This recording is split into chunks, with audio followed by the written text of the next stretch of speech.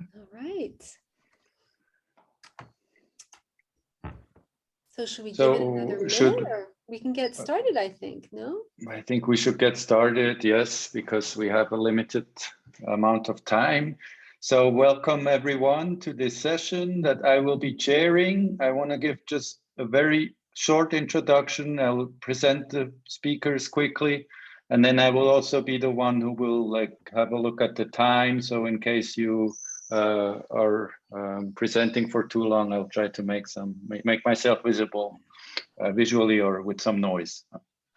All right, so welcome everybody to this session on sustainable consumption and social justice that we organized together. So my name is Philipp Balsiger from the University of Neuchâtel, and we co-organized this session with Marlene Sahakian, that you probably all know, from the University of Geneva, and with Lena Pelandini-Simani from the University of Lugano.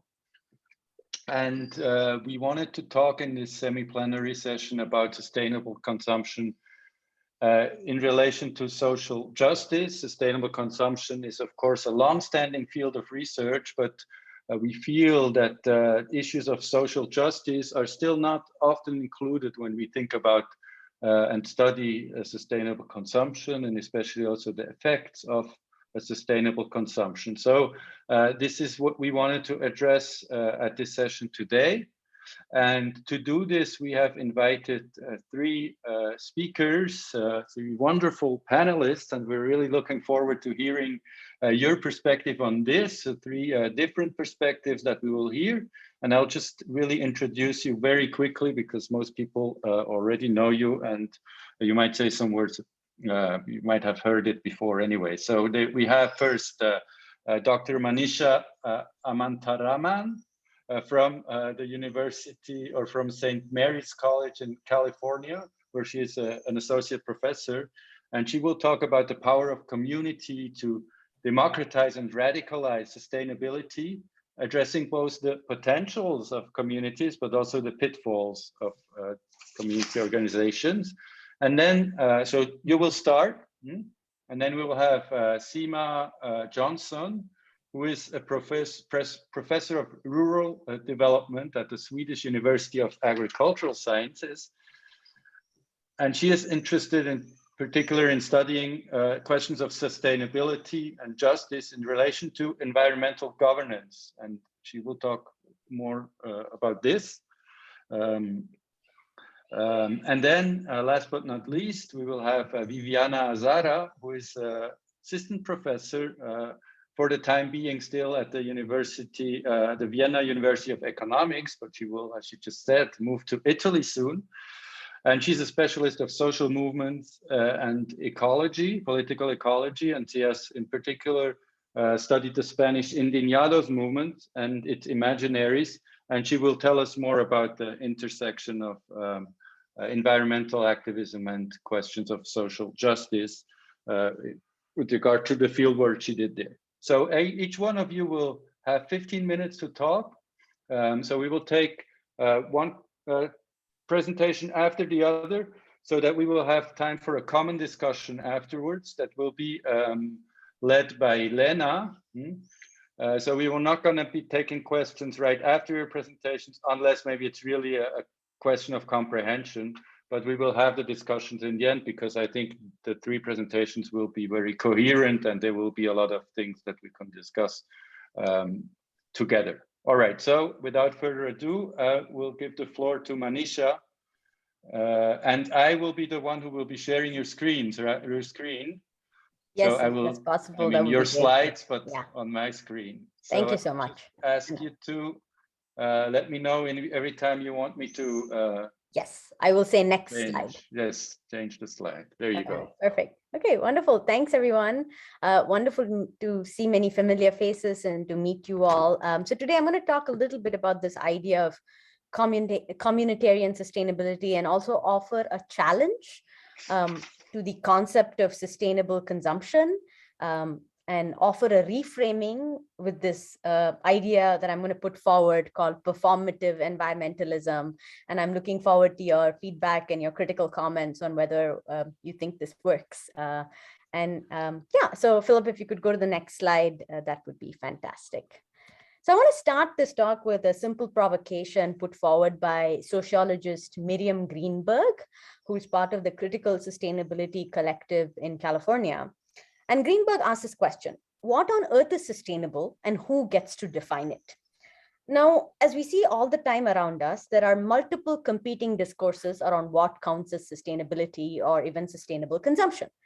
However, what is clear is that the power to define what is sustainable is also unequally distributed and often hoarded by the powerful.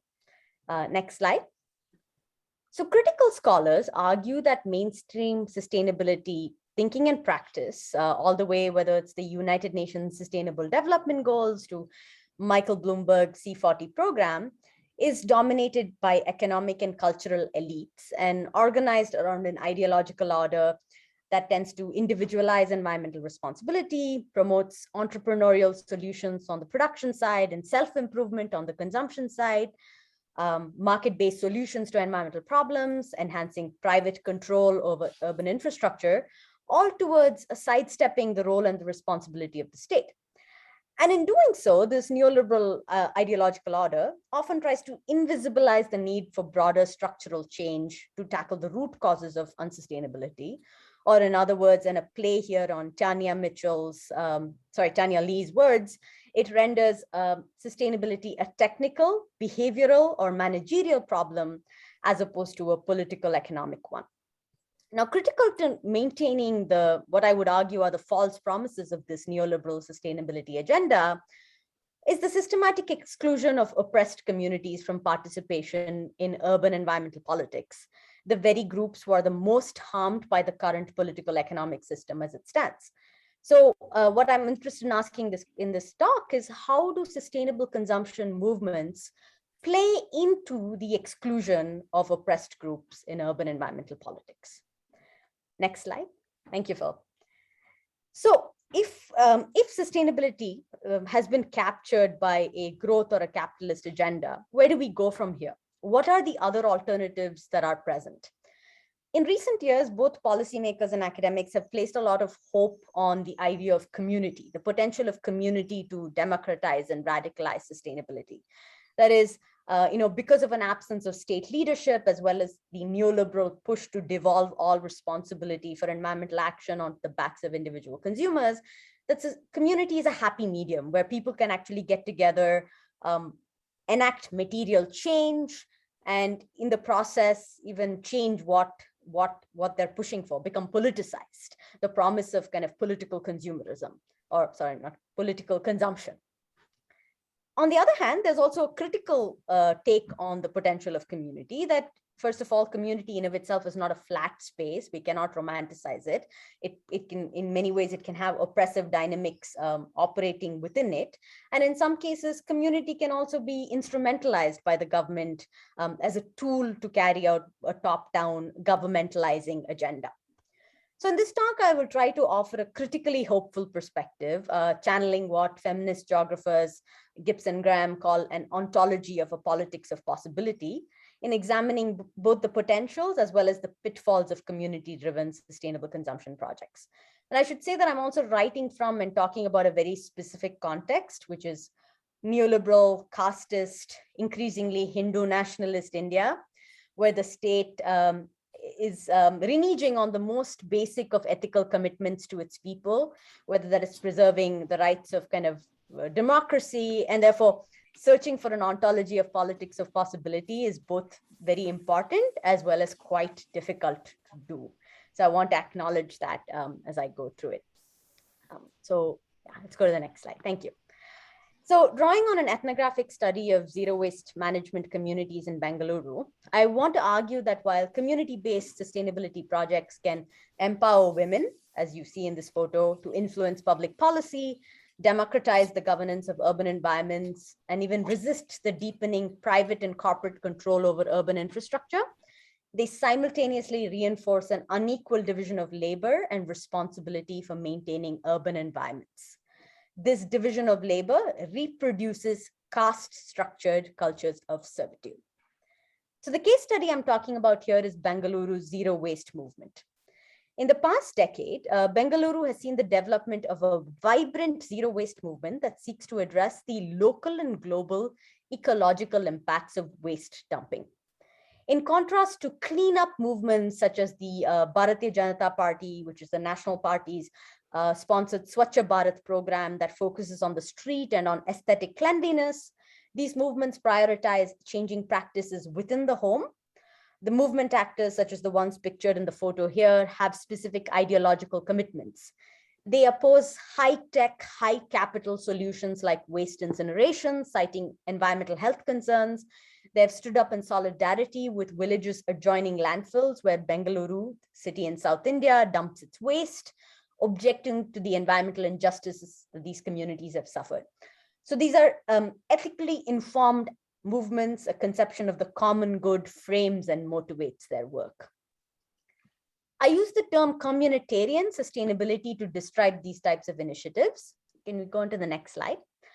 Because in many ways, they challenge the neoliberal top-down, market-oriented technocratic sustainability that is dominant in cities globally. Led primarily by women working in the home who have become self-made experts, these movements value local and vernacular knowledge, material and manual engagement in place of world-class technology, expert interventions, or private control over infrastructures. And Bengaluru's communitarian sustainability movements emphasize personal responsibility, accountability, and civic duty. Unlike prior instances of what Amita Bhaviskar, a sociologist of environmental and class issues in India, calls bourgeoisie environmentalism, that tended to place the blame for degrading urban environments onto informal settlements or industrial activities, or in other words, the poor, these communitarian sustainability practitioners, who tend to be largely middle class and upper caste, problematize the role of their own consumption practices in urban environmental degradation. In other words, as opposed to blaming the poor for degrading urban environments, they say, no, we have to take responsibility for the waste produced in our homes. It's up to us. And therefore, they argue that the only way to address the environmental and social impacts of garbage is by starting at home.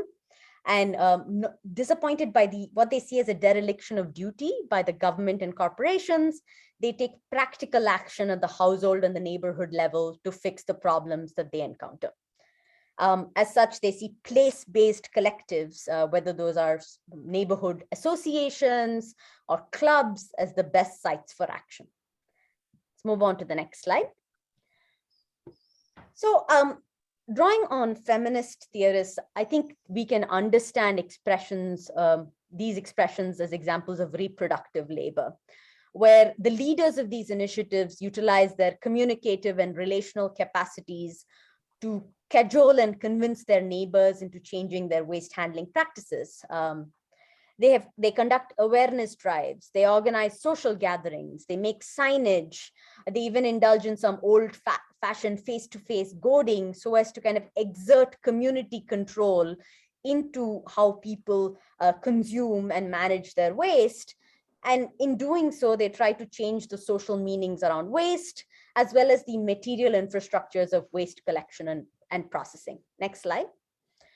And through this type of reproductive or care work, they modify the social norms, the material infrastructures, as well as the teleoaffective associations with waste handling practices. Next slide. And we'll go to the slide after that. And indeed, they've actually had a pretty large impact. Bengaluru's women-led sustainable communities have also today now changed national solid waste management policy. Emboldened by local success, they have networked with each other and with waste management NGOs to replicate and scale their systems. They've gone through the courts to actually not just change the municipal waste management charters in the city of Bengaluru, but the things that they have pushed for, such as the source segregation of waste at source, composting and decentralized materials recovery, have today now also become national policy. Next slide. So what is distinctive about this communitarian sustainability and the DIY infrastructures that emerge from them is its reliance on volunteer work and manual labor to achieve environmental goals. So who is doing this work? Middle-class women, as well as sections of the urban poor who work with waste within and outside the home. So to explain, in most middle and upper class Indian homes, the handling of household waste is carried out by informally employed women and also occasionally men who work as domestic helpers. Employing maids or servants is another way in which the middle and upper classes kind of maintain their class distinction as well as their caste distinctions. So while bourgeois environmentalists, the type that Amita Bhaviskar has written a lot about, often deny their metabolic dependence on the working poor for the sustenance of their lives in the city, the zero waste movement acknowledges and relies upon domestic maids, housekeeping staff, sanitation workers, and other waste workers to enact the task of zero waste. However, in doing so, the zero waste movement also leaves in place the structures of caste and class that normalize subjecting some social groups to toxicity, risk, and humiliation in order to subsidize comfortable and safe lives for upper caste or socioeconomically privileged individuals. So let's go to the next slide. So here you can see some images of what zero waste actually looks like in practice. Next slide. So you can see that the waste segregation is being done underneath the large apartment complexes by women who are working through the waste, who are never recognized as part of the sustainable community. Next slide. Next slide. Indeed, in many cases, when the waste segregation is finished, the valuable waste is locked away because people are afraid, the leaders of these initiatives are afraid that these women will steal the good stuff, the stuff that can be sold for money. The same dynamic can be witnessed in municipal recycling programs in the United States, where there are companies that are contracted with by the municipality to carry out recycling. And when people without homes go through bins to extract those materials to sell them themselves, they are identified as engaging in a criminal activity. Let's go on to the next slide. And so if we think about this as an expression of sustainability, we can ask the question, who does the work and who takes the credit? Who gets to call themselves an environmentalist and ecological citizen? And why does this matter? So here now I want to turn briefly to the work of Laura Pulido, geographer Laura Pulido. And geographer Laura Pulido introduces the concept of ecological legitimacy. So to understand why are waste workers, the people who are actually doing the waste work with waste, not recognized as valid environmental actors, I turn to geographer Laura Pulido's concept of ecological legitimacy. Ecological legitimacy, according to Pulido, attaches to a group when it is seen as a valid environmental actor, giving group members the power or moral authority to make environmental claims. So while in these zero waste projects, these middle class, upper caste women were able to identify themselves as green, they actually rely on the labor of household servants and waste sorters to achieve any form of waste reduction. But the former are easily able to claim ecological legitimacy and to make claims onto space and onto infrastructure from their position as environmentalists, while the environmental claims of working class and poor groups are consistently denied by the state. This is despite the fact that Bengaluru's working poor cycle to work, grow food, and reclaim recyclables from discards at rates much higher and more ecologically significant than its high cultural capital new middle classes. So I argue that to understand why cultural elites such as India's middle classes have an easier time establishing ecological legitimacy and consequently participating in environmental governance, we need to examine the epistemologies, ideologies, and discourses that are used to define and validate sustainable consumption. So drawing on Pierre Bourdieu's concepts of habitus and cultural capital, I introduced the term performative environmentalism to help diagnose the class biases of what becomes validated as sustainable consumption or everyday sustainability. When everyday sustainable consumption practices, as performed by high cultural capital consumers, become the dominant means of establishing ecological legitimacy in the city, working class groups who do not embody the same feel for the game or eco-habitus are denied ecological legitimacy, even if they do the very same practices in their everyday lives. Next slide. So when the guy on the bike wearing spandex gets seen as an environmentalist, while the working class cyclist who's living his livelihood does not, this means that the former gets to speak for the city, gets to influence infrastructures in a way that the latter cannot. So the way in which we validate green consumption on a daily basis reproduces structures of class and caste power in the city. And I think this is really important for us to think about, because if we look at the fact that repeated calls for sustainable consumption world over have not led to a shift away from consumerist lifestyles, rather new forms of greenwashing are the norm, then we have to ask, what are the daily practices that validate some forms of being environmental as valid, reproducing the power of those communities while also invalidating others?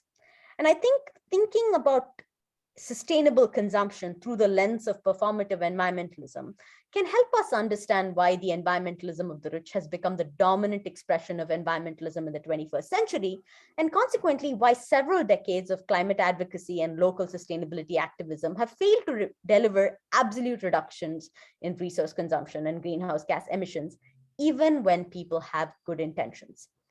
And this failure, I think, is due to the aesthetic and performative biases and exclusions of sustainable communities, historically grounded and reinforced by everyday performances that grant ecological legitimacy. These performances, by being accessible only to high cultural capital groups, marginalize the voices of those most affected by the status quo of consumer capitalism and applies a green veneer upon problems of overconsumption and environmental injustice. Performative environmentalism is routine, habitual, and mundane, and now weaved into the very fabric of everyday life of the global consuming classes.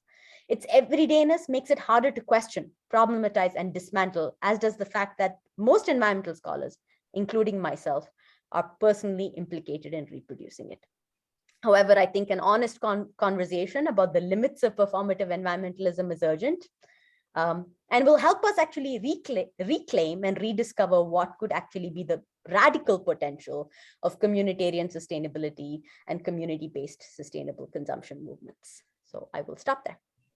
Thank you. Thank you very much. I will stop sharing the screen. All right. Thank you, Manisha.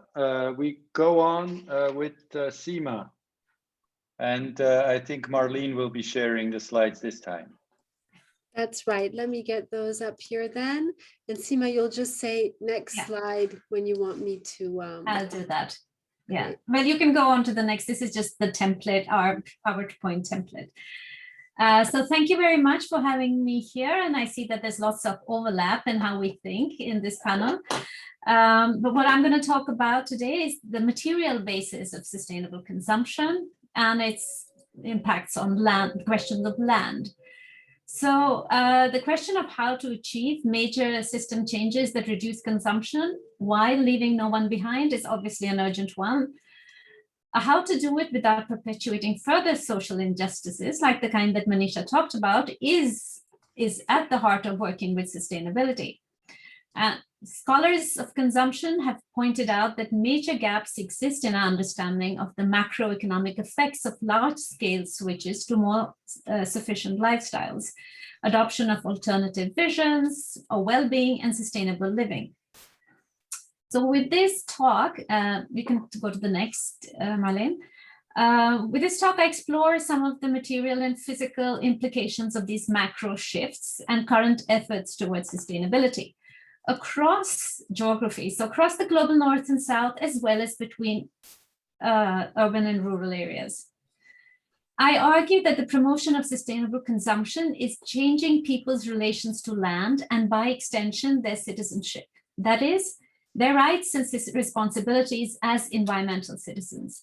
I take citizenship here to mean membership of a group or community that confers rights and responsibilities as a result of that membership. So the material and physical implications of sustainable consumption, that is on the land itself, have so far been under-discussed in the field of consumption, or it feels to me. I am not that familiar with the field of consumption, but if I looked around and so far I didn't see all that much.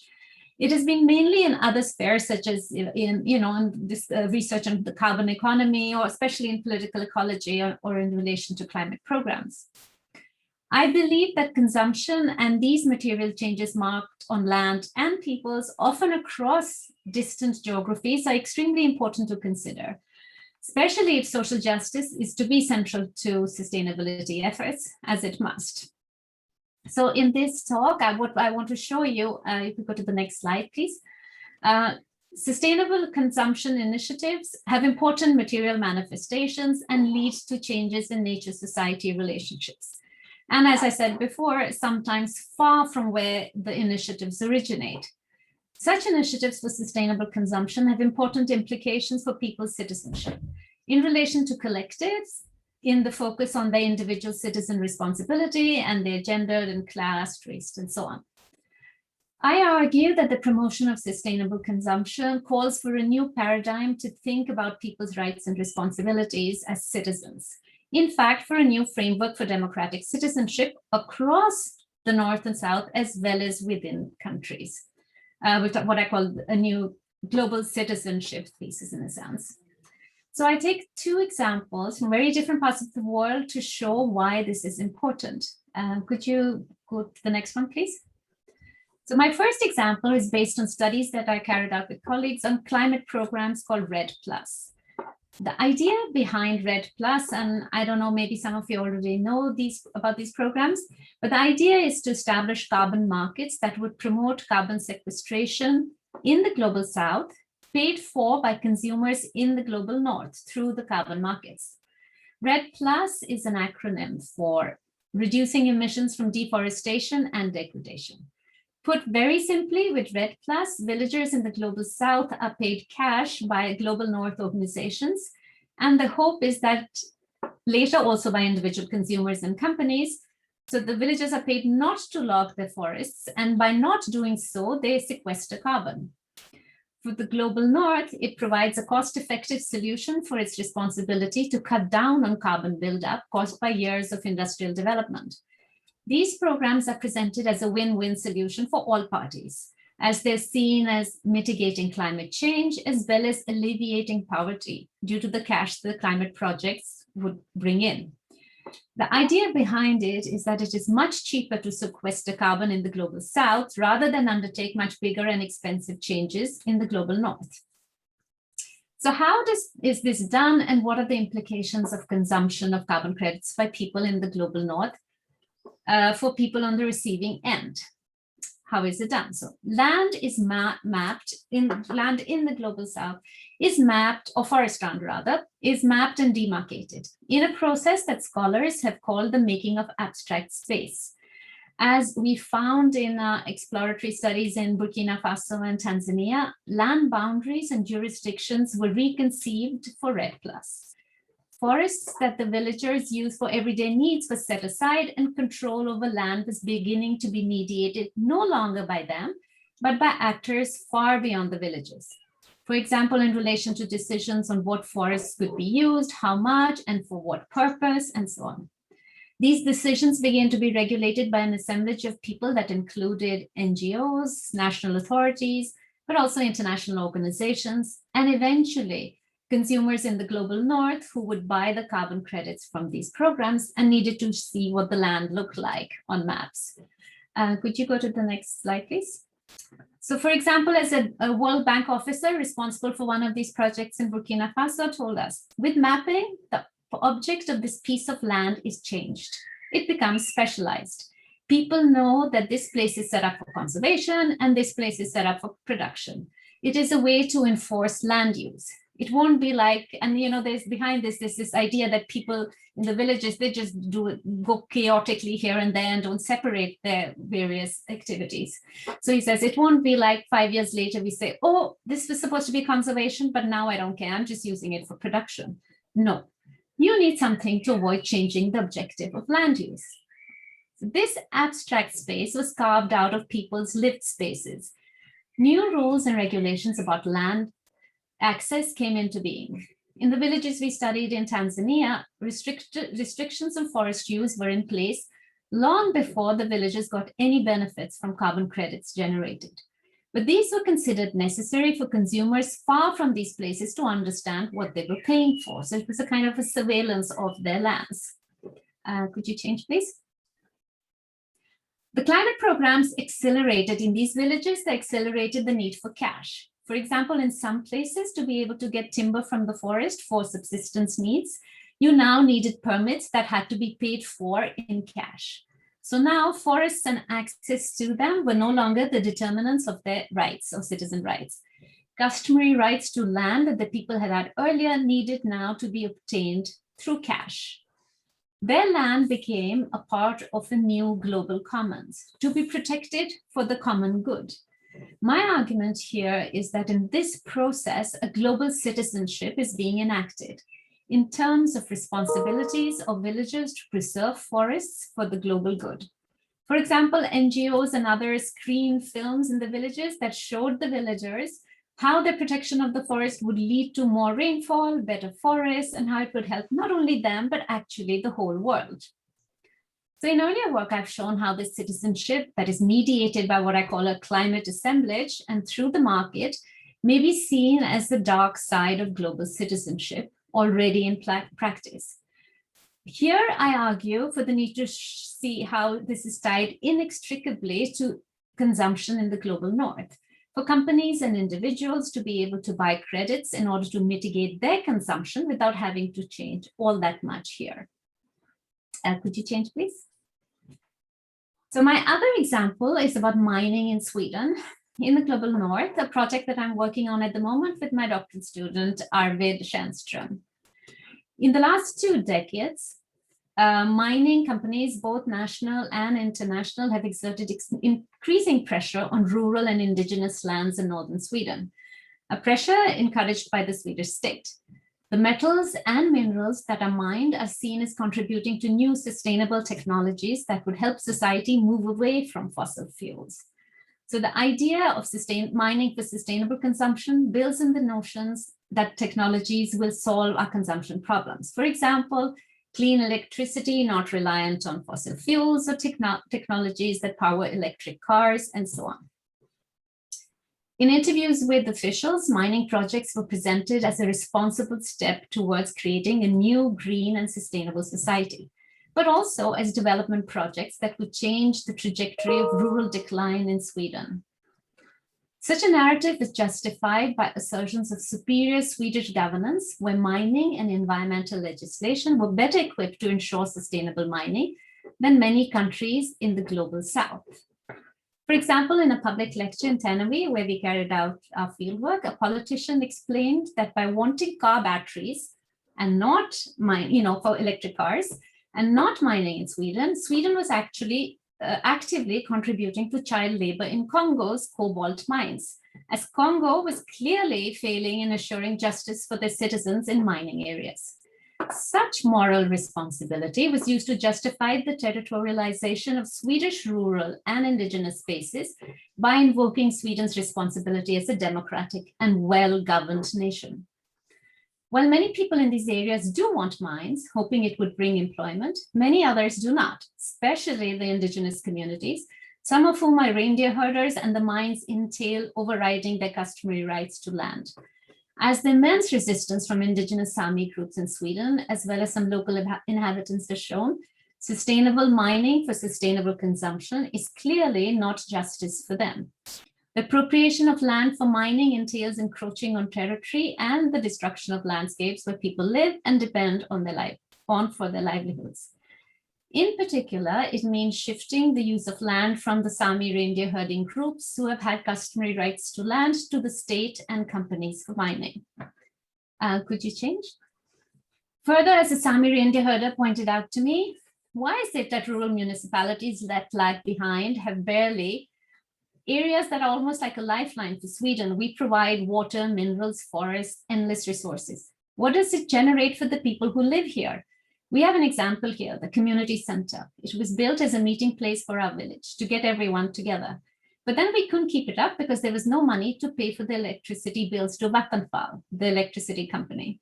So it was sold for 1 crown to a Norwegian, just like that. We have to get rid of it since we can't afford it.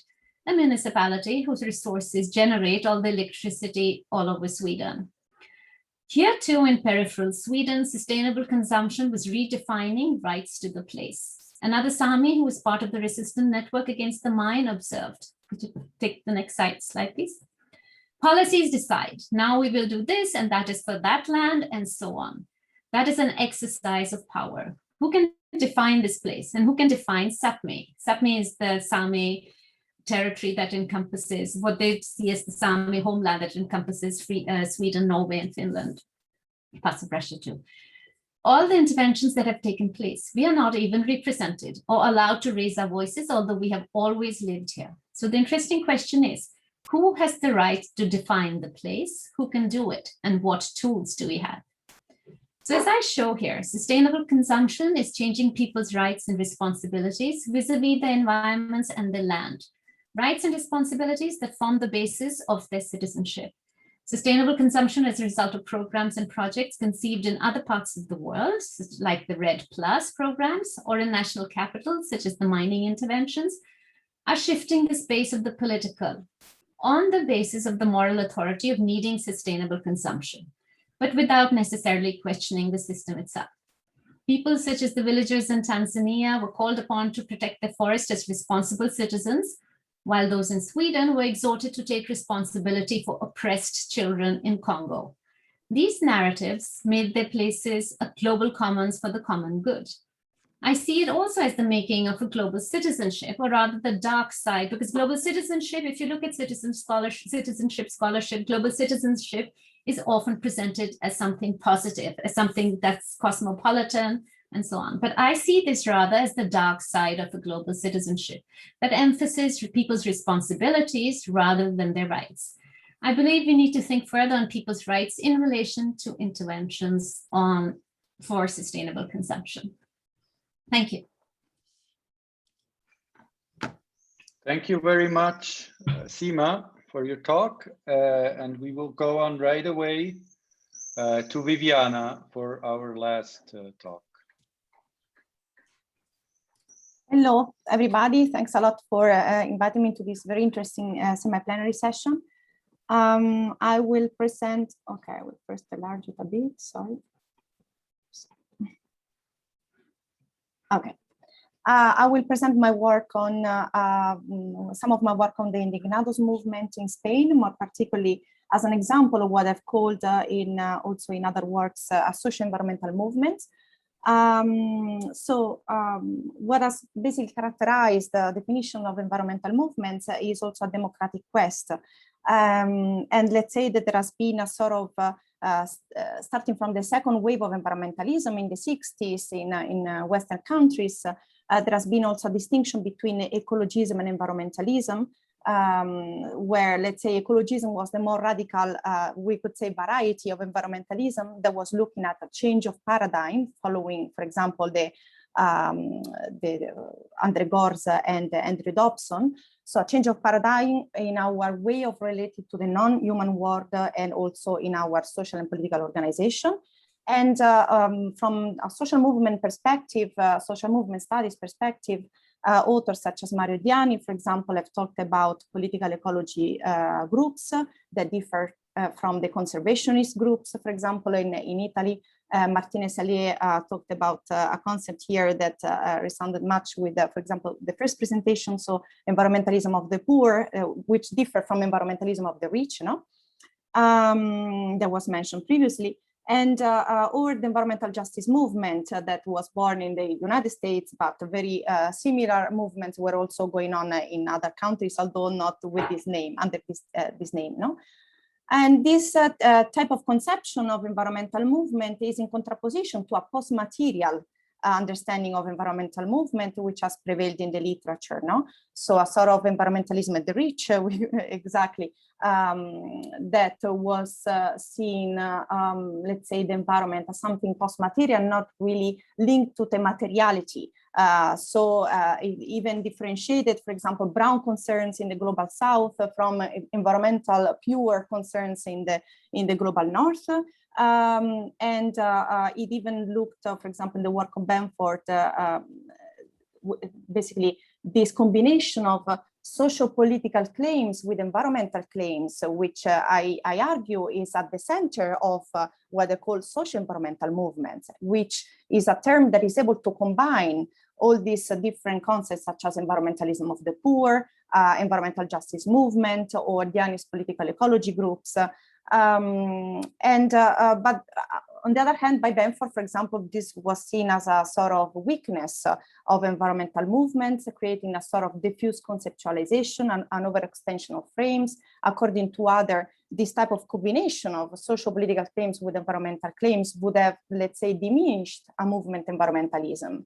Or even according more recently to Kevin Mason, it would have diverted basically also activist energy. So the Occupy movement, according to Mason, was diverting activist energies from the environmental movements, rather than looking really at the, let's say, at the synergy of energy, basically, no? And according to Ingolf Bludorn, the environmental movement has implausible transformative potential, especially under the crisis. So in my work, I try to basically investigate what, let's say, this new type, what has also been depicted as a new type of urban environmental activism in a series of studies. For example, Forno and Graziano talked about sustainable community movement organizations. Other talks about alternative action organization, alternative forms of resilience, like Maria Cosis, or new environmentalism of everyday life, David Schlossberg, and so on. So these are all terms that look at the types of action that, rather than being state-oriented and protest-oriented, they are focused on the collective organization and enactment of actions alternative to and aimed at transforming dominant socioeconomic and cultural practices and structures through their prefiguration and institutionalization of different modes of being and relating to the human and non-human world. No? And some, such as Shirley McGregor and Lekakis and Forno, I've seen this as actually a collectivist rather than individualistic and private political consumerism. No? But on the other hand, it can also be associated to a sort of withdrawal from traditional political processes and towards material practice. So we can see this, for example, movements, grassroots movements as having increased basically after the so-called failure of Copenhagen, and also with the movement of the squares was also a big turning point, which I more particularly focused on. So what was the movement of the square? It was a movement that originated with the Arab Spring, so in countries such as Tunisia and Egypt, and then spilled over countries such as Iceland, Portugal, Spain, and then to UK and the United States as Occupy movement. So we're talking about a period going from end of 2010 to actually 2014 even, because then it also spread over to countries as different as, for example, Turkey, Hong Kong, Brazil. So these are all the big, let's say, we could say the more contentious repertoire of the occupation of the public space. That's why it was called the movement of the squares. Other authors also used other terms such as movements against austerity, but I think this is a bit reductive because democracy was really at the core of the movement. We can see, for example, on the left side of the picture, in the bottom, there is also there was also a sort of transformation of the urban space. So setting up community gardens in the center of Barcelona, in the central square of Barcelona, Plaza Catalunya. So not only massive occupation and assemblies, but also a modification of the urban space. And some such as David Graeber has talked about an awakening of the radical imagination that was basically embodied in all these new spaces in the square. But the movement did not finish with the living of the square encampments, but it continued in some countries such as Spain also after the square. So what I'm interested to look at is really the trying to understand the environmental dimension of this movement, and more particularly the one in Spain, the Indignados movement, and more particularly in Barcelona, and looking at basically something that has been actually neglected, but for me was evident since the start of my ethnographic period. So try to understand how, so that's the research question, an ecopolitics that might be, how can it integrate basically social justice and ecological sustainability under austerity regimes? So if we start from the assumption that we need to integrate social justice and ecological sustainability, how is this happening in the Indignados movement? And what kind of environmentalism and radical imaginary did the movement give rise to?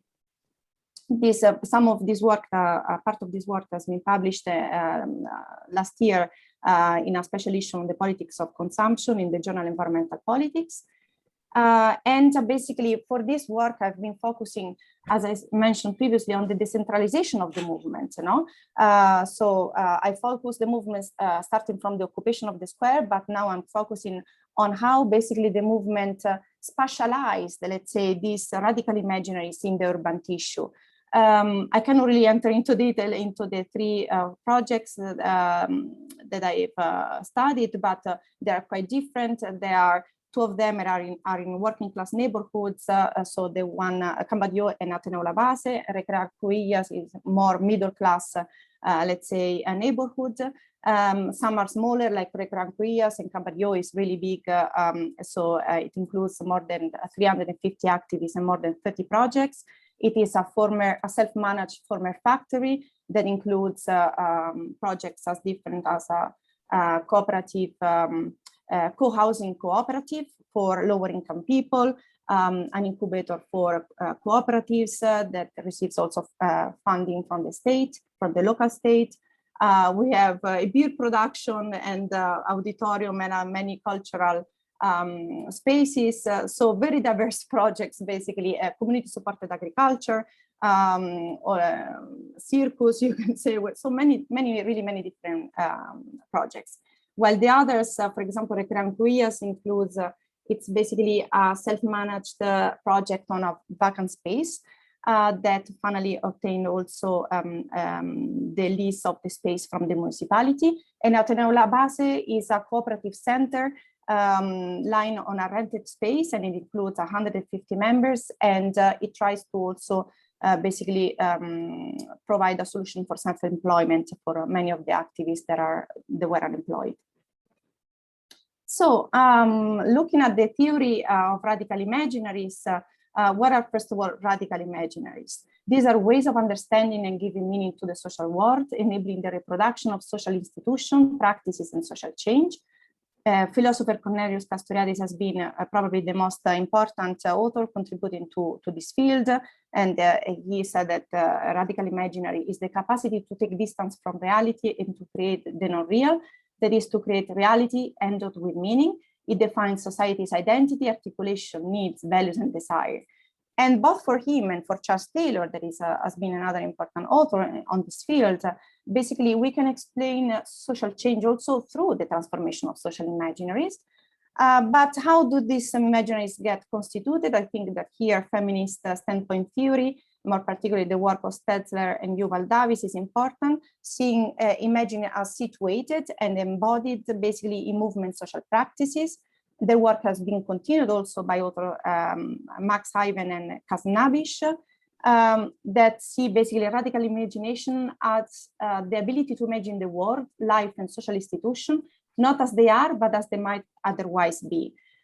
So imaginaries are embodied in alternative spaces and are situated, in alternative spaces. They are embodied in movement social practices, and they are further envisioned into the future and oriented their practice. And following basically this project since the Constitution, I found that three radical imaginaries are, for me, very important, that can also, and they're interwoven with each other. So these are ecologism, commons, and autonomy. And I think that the environmental dimension of the movement cannot be understood if we disentangle it basically from the other two imaginaries of commons and autonomy. So let's see, let's look at these imaginaries more closely. So what does ecologism mean? This is linked to the places following also a strand of theory of the environmental justice movement that reconceived the notion of the environment as something that is not out there, something abstract, but really is the place where we work, live, and play. No, this is the famous, let's say, phrase from the environmental justice movement. And indeed, there is something similar in the Indignatus movement. So ecologism is linked to the places and materiality that participants produce and shape through their everyday living. To the struggles for the livability of the neighborhoods and for environmental and public goods. So, for example, an activist said, we want to build a neighborhood and to do things that the city has taken from us. We want to have an impact from the bottom on urban planning. The citizens can build a counterpower in the case of urbanism to the urban planners, to the city council, to those that design the city top down. And indeed, we can see that, for example, Recreation Cuia is not just trying to self-manage the space, but they're thinking of their space as a sort of springboard for broader pedestrianization goals, and also they want basically to also, let's say, they're claiming the public facilities that the state was supposed to build 10 years earlier, but did not, also because of the global economic crisis. Ateneo La Base also, they are leading a campaign against gentrification in the neighborhood. Cambadio, for example, they really are aiming to build what they call cooperative urbanism. That is a type of urbanism that means horizontally building another model of living based on the dissolution of what that's their, I'm citing them, dissolution of the paralyzing dichotomies between technicians and user. And this is by using a participatory architectural design that is at the same time ecological. So, for example, there is an economy of means of all these spaces, no? Through reuse, recycle, self-repair, and building also a neighborhood with a human scale. So the exchange materials, everything is really, there is always also an attention not to, for example, build new buildings, not greenfield construction, but always the refurbishment, for example, of buildings. But also the environment that they shape is linked to the conditions enabling the social reproduction and collective provision. So, for example, community gardens are not just something for getting food, vegetables, but they're understood as a tool for social integration for the migrants and for disabled people. So the garden has been adapted, for example, in Cambadio, exactly to the use of disabled people. One of their principles is permaculture, for example. So they're really much against also a type of green responsible consumption that they think has been co-opted by capitalism. Okay, thanks a lot. So I will try to be more synthetic. So for them, permaculture, for example, is the building of an harmonic connection integration with nature, so a sort of cohabitation with the territory.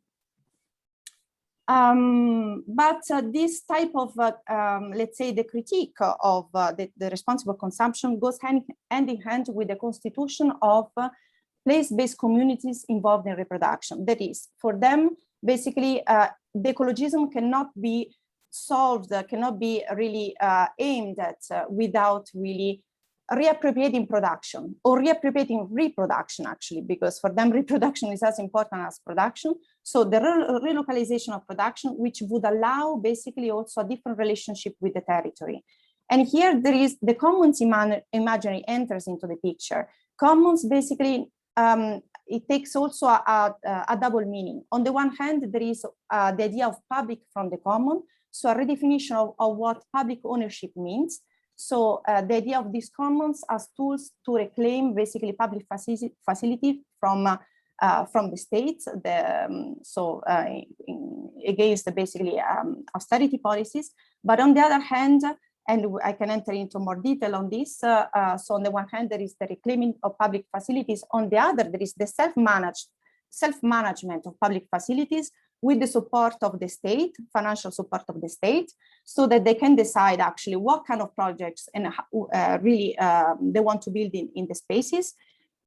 This is done through a confrontational struggle and at the same time collaboration with the local administration. So there is a sort of hybrid, let's say, relationship with the local administration.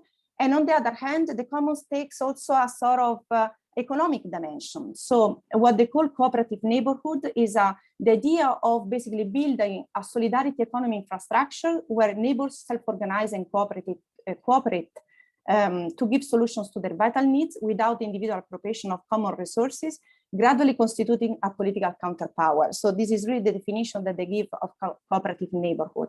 So the idea of really getting basically material autonomy from capital, sorry. So the idea of self-determining their needs, basically, against capital that is basically endangering their own social reproduction. And finally, so autonomy is the last basically radical imaginary and is connected to this idea of cooperative neighborhood, no? So material autonomy linked to the topic of the material construction of things. It is about how to produce, where to produce, what life conditions you give yourself.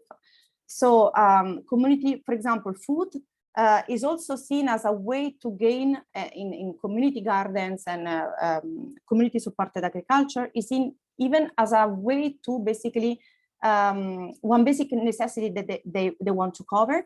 And the idea of basically reaching autonomy over their own conditions of reproduction by relocalizing reproduction. No? And for them, this is the only way basically to also, and I'm almost done, to basically have a caring approach towards their surrounding environment. So I want to read this citation because I think it's quite interesting. So this activist, for example, said that people directly self-determine our lives implies also relocalization, implies linking with the territory, being part of the territory, understand it, be familiar with it, setting your roots there. So this implies that the resources that you need for life be close to you. And if you depend on your territory, it means that you can take care of it. You can manage it because in the end, when everything comes from far away, it is very difficult to see the externalities, for example, of food production. So in conclusion, I've already said many of the things, but I think that we can see that there is a powerful environmental dimension here that is deeply tied to social justice issue. So ecologism is linked to the effort to do something more embracing, as they say. So building community structures, re-embed the reproduction. This is the only way for them to do something more embracing. So something different from green responsible consumption. It involves a nascent politic of intersectionality, combining social justice and ecological goals. And they seek to build another type of economy, relatively autonomous from the capitalist market, covering diverse aspects such as food, housing, culture, and so on. It involves the redefinition of the public. And I argue that basically this type of intersectionality, politics of intersectionality is, I think, the only way to actually imagine a transformative eco-politics. And we can see that many of the projects have been inspirational also for the city governments and of the movement has later given rise to the movement party Barcelona en Comú that is currently governing the city of Barcelona, with all the of course weaknesses and let's say problems that it might involve. I think it was basically it was also thanks to this politics of intersectionality that let's say well, a more transformative politics was possible in Barcelona after the previous government of the right. No? Okay, thank you very much. Thank you, Viviana. So thank you to all three speakers, and I would give the floor now to Lena to start off our discussion. Yes, please, Lena, go ahead. Thank you very much. Super interesting presentations. So I was taking some notes during the presentations, and the idea is that I will ask you some questions, and I would like that each of you answers them, because you are approaching very similar topics through different theoretical lenses and from different starting points. And the idea would be to bring even closer these talks to each other by connecting your thinking along a set of common themes. Before I start, I just want to reflect on the fact that you were basically approaching the question of social justice and sustainability through three different empirical contexts. So Manisha was looking at waste management, Seema more at the production, whereas Viviana through the context of urban space. And also the theoretical frameworks that you used even for justice were similar, but also somewhat different. So Manisha put the emphasis on ecological legitimacy and who can claim basically sort of recognition for being ecological and who can have a voice consequently. Seema put the emphasis on environmental citizenship, rights and responsibilities, and how they get like sort of divorced along the production chain, whereas Viviana focused on democracy through connecting three normative principles of ecologism, the commons and autonomy. So it was like a very interesting different ways of looking at the same topic. So my first question is that that one of the main problems or main dilemmas when we look at the social justice and environmentalism is that there seem to be trade-offs. So we either have, let's say, growth, or we have, you know, like environmental justice. We either serve the poor, or we have sustainability. So there are all these dilemmas depending on the debate that we are looking at. There seem to be these trade-offs. So my first question is that in your area of research, what is like the biggest dilemma, or what is like the either or kind of question that you face, not necessarily that you embrace it, but in the literature that you look at what is the like the main dilemma that comes up in relation to sustainability. So shall we start with whoever wants to start? Basically. Or Manisha, would you like? I'm happy to start. Yeah, thank you. Well, I think the first thing I'd like to say is that I think the case study of India for the past 30 years is a good lesson with respect to how those trade-offs of, you know, growth versus sustainability is actually a false narrative. Because if you look at India's growth story of the past 30 years, in that period of time, inequality has increased. There's reason to believe that absolute poverty has also increased, while you've had the development of a very significant kind of middle class, a consuming class, right? So even though, and of course the ecologies have worsened. So I would say in many cases, we can see that the patterns of extractivism that enable comfortable consuming lives for some are the very same things that worsen environmental conditions. So the very language of trade-offs, I think, is in of itself a tool to distract from the ways in which the exploitation of the environment and of most people on the planet goes together. Now, in terms of one of the biggest kind of dilemmas, and I'm going to now talk a little bit more from my work with the grassroots organizations of waste pickers. So if sustainability is becoming a terrain in which politics is done, claims are made, then how should people who are left out of environmental politics identify themselves? Should they come into this terrain saying, hello, I'm also a sustainability practitioner, I'm an environmentalist, give me a seat at the table? Or will that, as Seema pointed out, result in a responsibilization without a commensurate increase in rights? And today, world over, various working class, urban poor groups, particularly in the global south, who are extremely marginalized, pushed to the margins of the city quite literally through eviction and dispossession, are trying to understand how to stake a claim into the politics of the city, which is increasingly articulating as a green politics of the city. And so is identifying oneself as an environmentalist a route to gaining greater citizenship, gaining greater platform, or will it result in just new forms of exploitation? And I think that's an ongoing kind of question to be explored, and also facing people fighting in the front lines.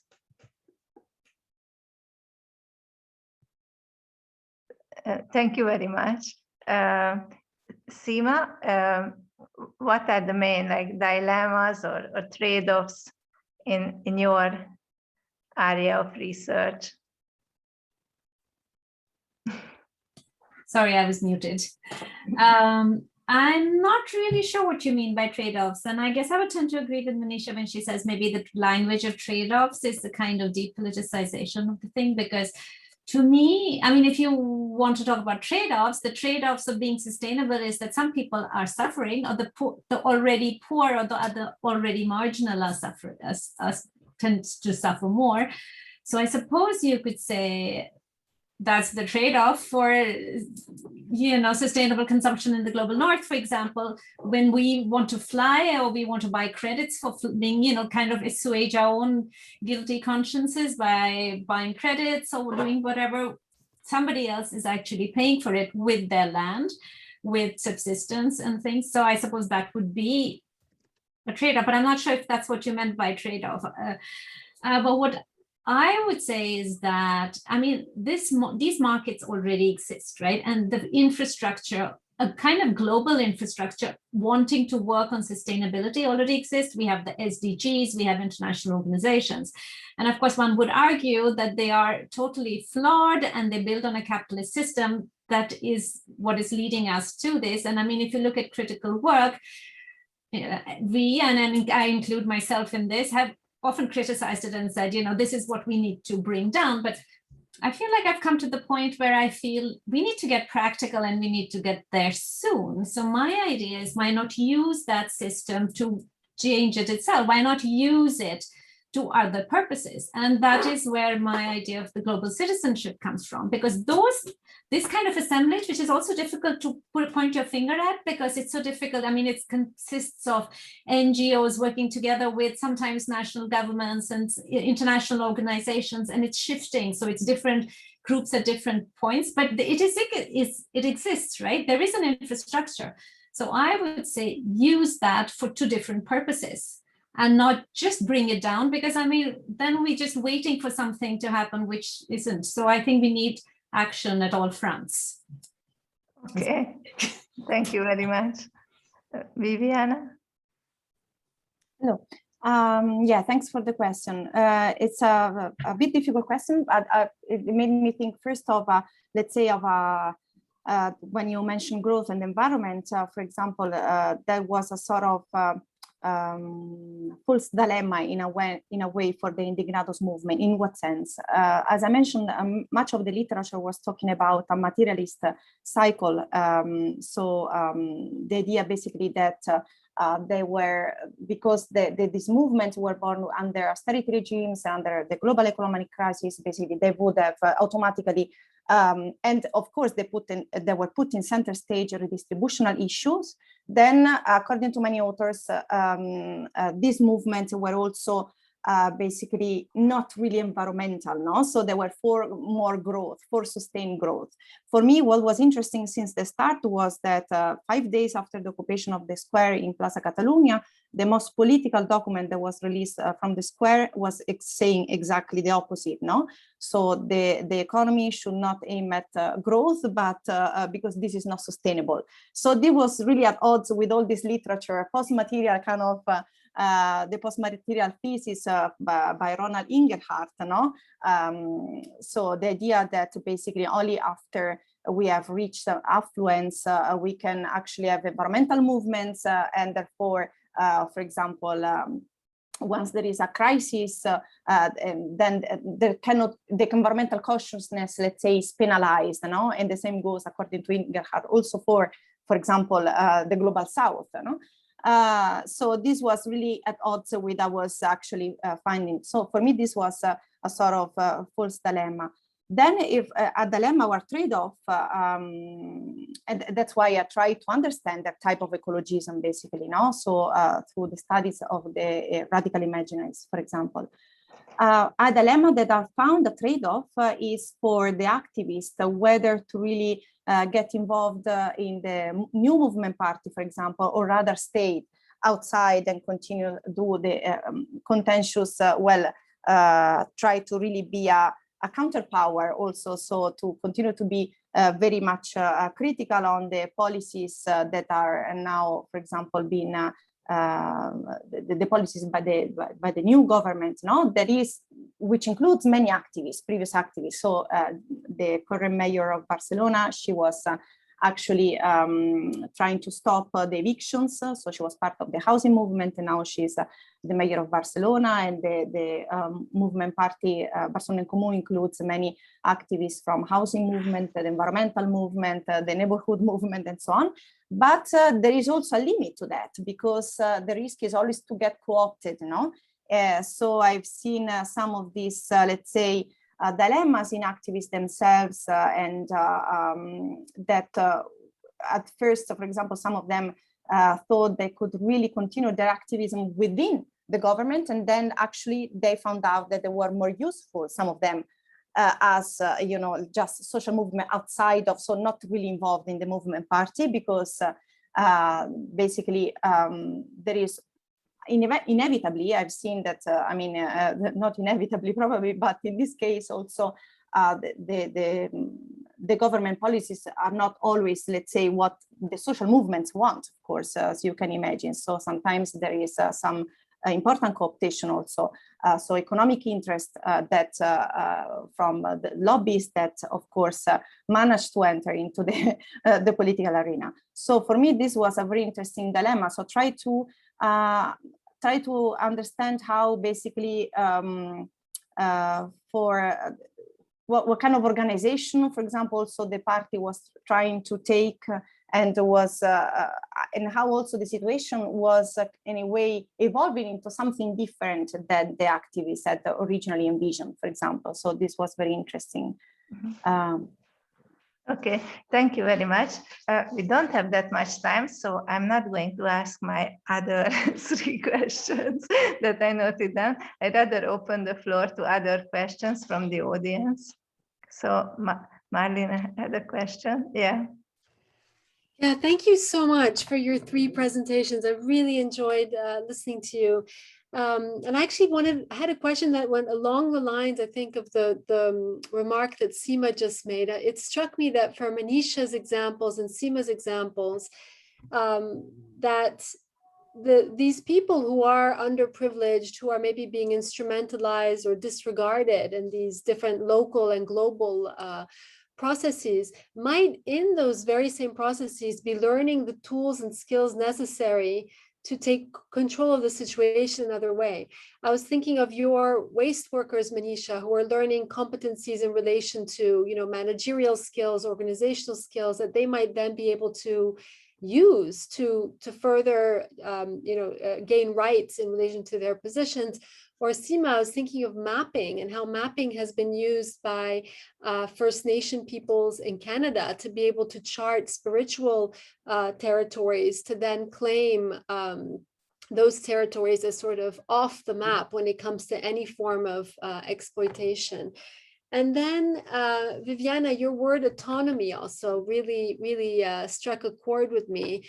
And I was wondering if you could also maybe each say something, or if maybe just one person wants to answer, that's fine as well, but how these groups might be learning tools to become autonomous, autonomy, which is one of the basic needs in certain theories of human needs, like Ian Gough's theory, along with participation. It just strikes me that in all of these examples, people are gaining a sense of autonomy, a sense of participation in society, and concrete skills and tools to help them, I guess, maybe lead to different balances of power. And then, well, we've maybe all read Paulo Freire, and we know how these things might turn out. It's a matter of then not instrumentalizing those same power arrangements to oppress others, I guess. But I thought maybe you could comment on that. Oh, well, I could just say that. So what you're saying is that, maybe the master's tools can actually break down the master's house. And I would tend to agree, yes. I mean, I think that also is an instrument to do that. I mean, it's almost like a given to say that it never will. But I think there are ways, there should be ways to turn it around to be used against that. And it's true, the indigenous groups in Sweden, for example, a lot of them have started doing something called the reindeer GIS, and mapping territories that they feel that are totally outside of, the government's ideas of how mapping is done, to show land that has been used since time immemorial. So yes, they do that. And of course, in the end, it's not that maps won't just do it. It depends on the kind of organization and the relationships of power that do exist. But still, that does give you some sort of, or at least they hope to be able to use it as a handle to show that, this is something that you haven't looked at. This is knowledge that you don't have. Yeah. Mm-hmm. Thank you. To build on that, and so I think Marlene, I'm all radical critical hope is like my jam, and I do think that I feel like I ended this talk in a very not hopeful place. So I'm going to try to take the next step, which I think the one way in which sustainable consumption movements or community-based sustainability movements are different is that I think the way in which capitalism and colonialism functions as a regime of domination is that it consistently finds ways to ignore or hide its metabolic dependencies on other people, other places.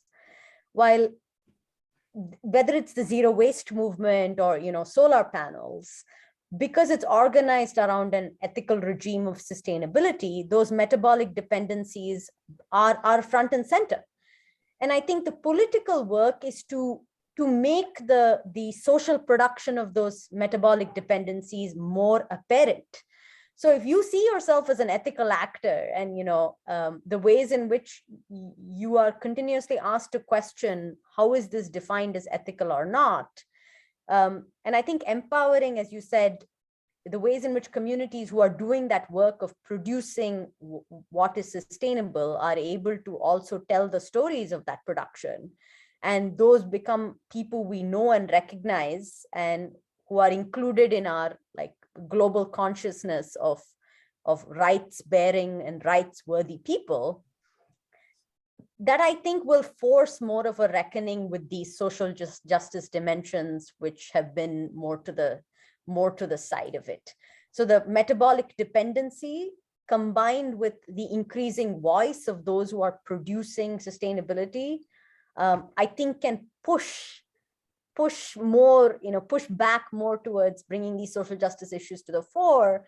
And through that, perhaps actually finding ways to organize these relationships in a manner where their exploitative nature is reduced, or through greater representation and greater participation of those most affected by them. I agree with you, and I think exploring the mechanisms of how is a really interesting frontier for this whole line of research that I think we are all interested in. Okay, thanks for the question. Regarding autonomy for the movement, basically it's autonomy for them is always a core in all these actually projects. Autonomy was one core principle, let's say, although it was intended slightly different across the three spaces. So in some of them was more political autonomy in the sense of decision making. For other, it was really autonomy from capital, material autonomy. No? So for the interestingly, in the two projects in the working class neighborhoods, it was intended as a material autonomy and autonomy from capital, actually. Autonomy in the sense of, as I mentioned, so for them it's important to basically commoning production in the sense of commoning actually reproduction, but also interestingly, it's not autonomy intended as disengagement from the state, but especially in Cambodia, although it includes many anarchist activists or coming from autonomous Marxism, still there is this very interesting, let's say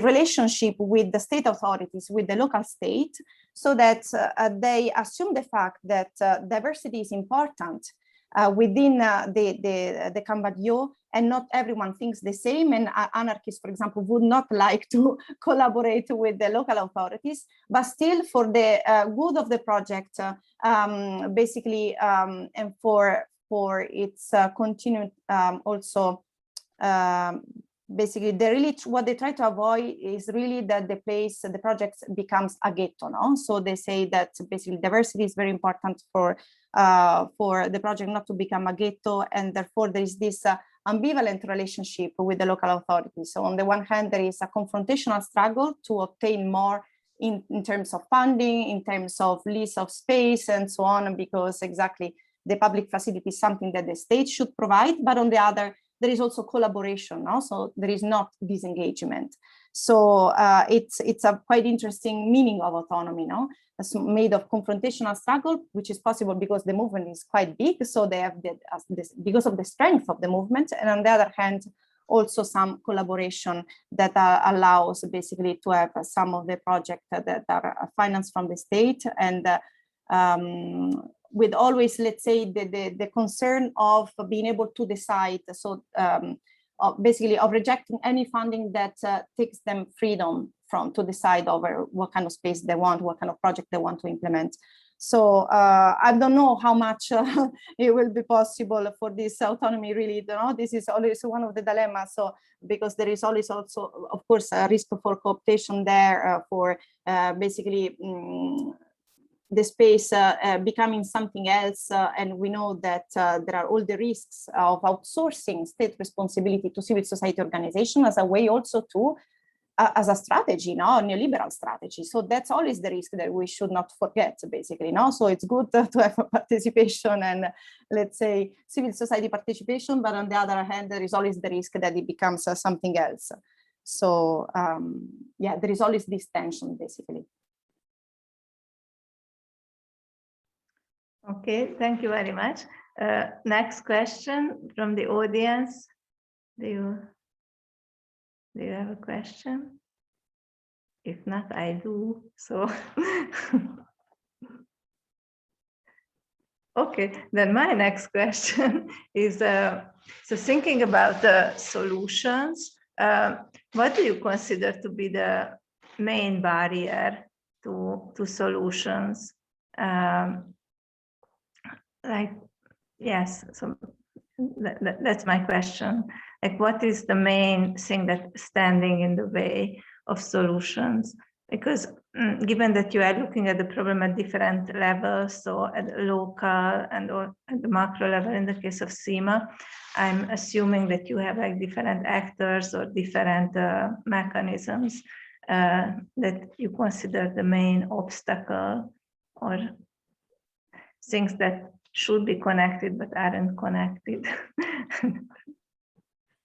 Well, I guess if you think about, if you think about the RED programs, I would say one of the main barriers would be the conception of that the fact that sustainability can be brought about through technologies and through markets. I mean, that is problematic because that's not necessarily sustainable. It is obviously causing problems. So I think that kind of belief, I'm not saying that markets cannot be mobilized to change things, but the fact that, you know, there's this feeling that, okay, as long as we have that, we're done. I mean, as long as we have technologies, that would be great. And I think that is a big problem in that. And for example, mining causes immense destruction of landscapes. So I mean, as far as it's not environmental by any stretch of the imagination, and we still talk about sustainable mining, and people talk about it seriously. It's not like, you know, it's not that they're just cynical and instrumental. They actually believe in it. They feel that, you know, we need electric cars, we need batteries for those electric cars, we need to mine for that. So I mean, we seem to be caught up in this rat race, and I think that is a problem, not being able to think outside that, in a sense. Okay. I mean, that's the problem at the big and in a large scale, but then of course there are many other smaller ways to think about it. But I would say that's the kind of mindset that dominates a lot of the sustainability thinking. Mm-hmm. Okay, thank you very much. And to just build on that, I think something I like to tell my students repeatedly is our current way of organizing economy and society doesn't work for most of the people in the world. Like if you take an assessment of the distribution of resources and rights and decent living, the way things are set up right now, do not work for most of the people in the world. But the thinking around these topics is largely done by those of us who actually can tend to have pretty good lives in the way things are set up right now. And this is, I think, has a lot to do with how environmentalism has been defined, understood, and propagated as a ideology. And I think Viviana talked a little bit about that too, right? Which is reclaiming or re-understanding our relationship with the environment from this more ecological sense. So I feel like one of the greatest barriers is to try and move past, but also take with. Because as Seema said, this appetite of the Sustainable Development Goals is not going anywhere. It's going to be there. So how do we not just move past, but take with these kind of dominant frameworks of thinking about and addressing environmental problems and connect them to popular movements, and through synthesis find new ways to think about and talk about and plan and act upon our sustainability challenges. And I think that's really exciting work. It also requires a different type of research, which I think, clearly that's the type of research many of us are trying to do. Yeah. Can I actually add to that? I think it's not just this paradigm that's problematic. I think what is problematic as far as research is concerned is critical research, partly. Because in critical research, we don't go beyond saying capitalism is bad and we need to take down the system, and the system is causing it, and everything is neoliberalism, and neoliberalism becomes a black box where everything is, swept into. And then the question is, what are the practices, the everyday performances, like Manisha was talking about, that actually contribute to keeping these things, or keeping oppression in place? So I think as researchers, we need to think again before we want to talk about bringing down capitalism and neoliberalism, and really think about what it really means, and preferably not use those words, I think. Partly. Yeah. Yeah, I agree with with both of you in many respects. Regarding the barriers, well, I just thought about two. So one is so the idea, basically, exactly that has been mentioned previously. That basically growth and technology can be the solution for environmental sustainability. So that's definitely one, let's say, hegemonic thinking, I think, that makes us reproduce also. Well, that makes what some have called the politics of unsustainability in a sense, or others have talked about the imperial mode of living, that we continue to reproduce actually also at the individual level. So there is, let's say, this overall, it's really difficult basically just to act on the, on this, at the level. So, for example, I'm part of the degrowth kind of community, so I'm interested into this issue also as part of the degrowth community. And on the other hand, I think one major, as Seema just said, it's not just so simple to say, okay, just get rid of neoliberalism and everything is solved, because we know that everything, things are reproduced also at the subjectivity level. So it's not so easy, in a sense. For me, what is interesting and has not been analyzed so much, it seems to me, is also how basically, this comes also from my field of study, my empirical, object of study. So in the sense, I've studied a movement that looked like very promising, and then promising in the sense of the claims, trying to basically bring together environmental justice and social justice, a movement then making also the step and trying to, let's say, to the political field, so a movement that is managed to constitute a movement party and then govern the city of Barcelona and so on. But there are many, I mean, still this is not enough, no? Even if we imagine, because who is bringing about the social ecological transformation? Who is going to do it? Probably is going to come, it should come, I guess, you know, if we want a democratic, as I imagine all of you, process, probably social movements would be a very important actors, and we cannot prescind from the political level, no? So we cannot prescind in some sense from political parties and implementing policies that goes toward environmental and social justice and so on. But still, even there are many challenges. So the really it cannot be easily solved. So we can see that even the political process itself cannot. So what are really the, for example, organizational kind of issues that make it, and not only organizational but structural issue that still makes it difficult even for, let's say, promising actors to bring about the social ecological transformation that we would like to see and that we need, no? So why is this not happening even when we have basically an actor that seems really to actually combine, no, environmental and social justice? So, and which exactly, as Sima said, makes us understand that it's not so easy. It's not something that can be easily brought about, you know. Social ecological transformation is very much, so for me, these are all laboratories, basically, to understand what are the challenges and weaknesses, why the obstacles, no, that we can find in these processes that basically should tell us something about social ecological transformation. Thank you very much. Mallory has a question. Yeah, and as chair, I would say this was probably going to be the last question, because I think we're at getting to the end of this session. So yes, Mallory. Thank you to all the speakers for the very, very inspiring talk. And I'm Mallory. I actually studied the zero waste movement in China.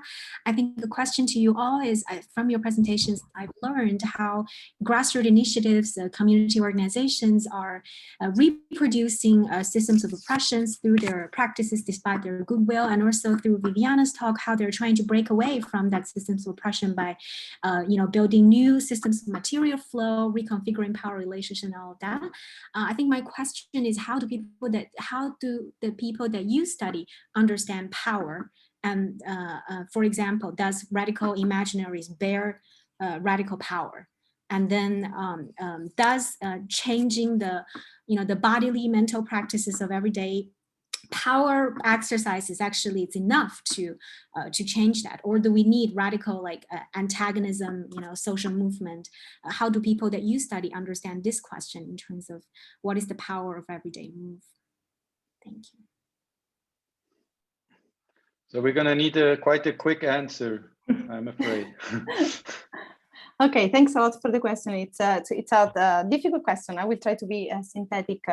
Well, I think it's impossible not to reproduce certain power relationships, no? But what is important is really to try to basically raise this, try to problematize that there are power issues always present. For example, I'm thinking here of gender relations, no? And also the way activists question also certain, the way there is always, let's say, a concern for not reproducing, let's say, a certain power relationship. Of course, it's impossible to completely, let's say,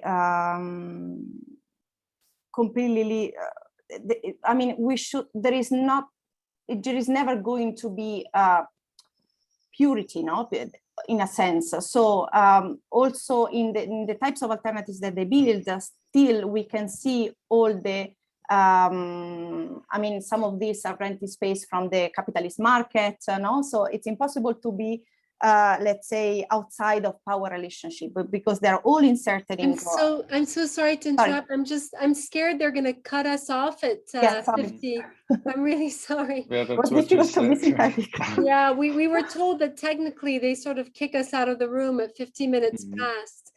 I was very sorry to interrupt. Maybe we can continue the conversation in the community pages of the website. And I don't know, Philip or Lena, if you want to say a last thank you or. I was going to say the same thing. Maybe this is typically a panel where we would like to keep discussing, and normally we would now go and grab a coffee together, which we can't, but there is this community space and maybe we can try to use that, right? So we could like keep discussing there, and hopefully there will be other opportunities to meet. And thank you very much to all of you for participating today. Thank you very much to the organizers.